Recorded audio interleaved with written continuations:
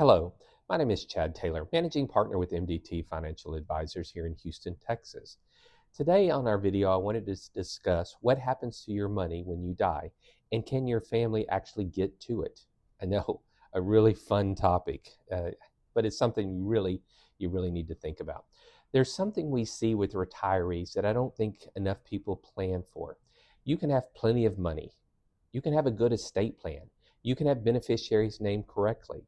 But when you pass away, does the person who is going to handle everything actually have access to the money to get things done?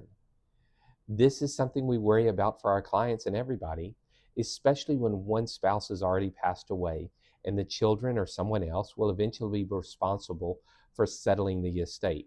Because here's the issue. When someone passes away, accounts that are owned individually may have restrictions placed on them once the financial institution is notified of the death. The family generally can't just continue using the account as though nothing happened.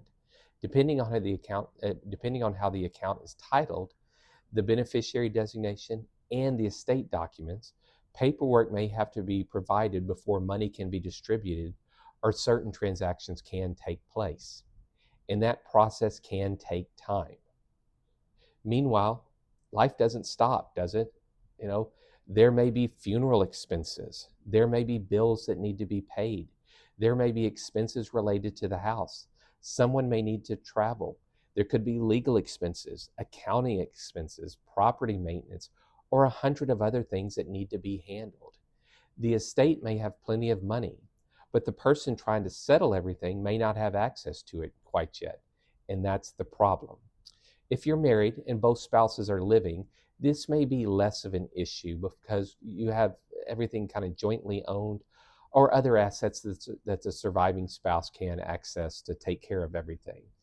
But I think this becomes more important after the first spouse passes away. Now you may have a surviving spouse who owns most of the assets individually. When that person passes away, the children and whoever is responsible for settling the estate have to step in.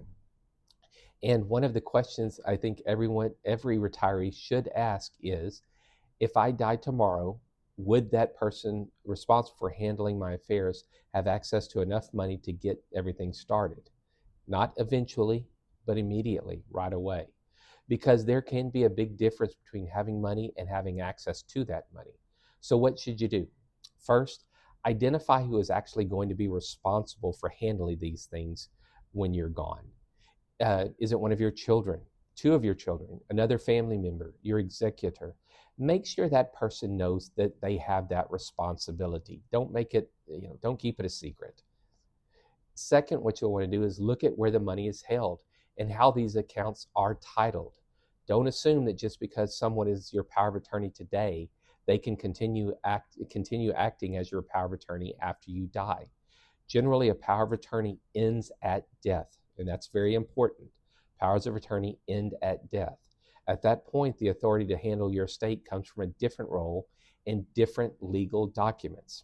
And that surprises a lot of people. I hear that probably weekly. All right, so, and then third, think about whether there should be a reasonable amount of money somewhere that can be accessed without creating a problem for the person handling your affairs. I'm not saying you should put your children on every account you own. In fact, adding someone as a joint owner can create legal, tax, creditor, and estate planning issues. So you want to be very careful about doing that. But you should have a plan. Maybe that involves the way a bank account is titled. Maybe it involves a trust.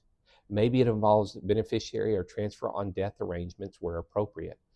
Maybe there is another solution that your estate planning attorney can recommend based on your situation, because everyone's a little bit different, and your situation is your situation. The important thing is to think about it before there is a crisis. And here's another part of that that is just as important. Does your family know where everything is? Do they know who your financial advisor is? Do they know who your estate planning attorney is? Do they know where your will, your trust, your power of attorney, and other important documents are located? Do they know where your bank accounts and investment accounts are held? Do they know how to handle and find your insurance policies? Do they know who to call? You don't necessarily need to give your children complete access to everything today, but someone needs to know where to start. okay?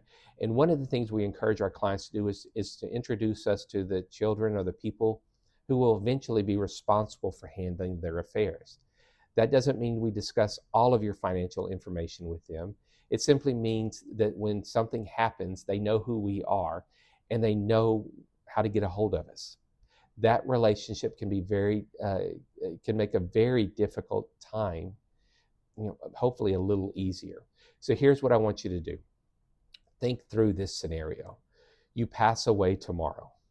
Who gets the phone call? Who is responsible for handling everything? What bills are going to need to be paid? What money can be actually accessed right now? Okay. What accounts could be restricted while paperwork is processed? Where are your estate documents? And does the person handling everything know who to call? If you don't have good answers to those questions, then this is something you need to work on. The goal of estate planning isn't just to decide who gets the money.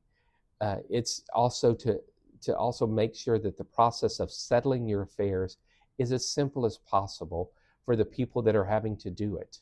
Okay, you spent a lifetime building your financial life.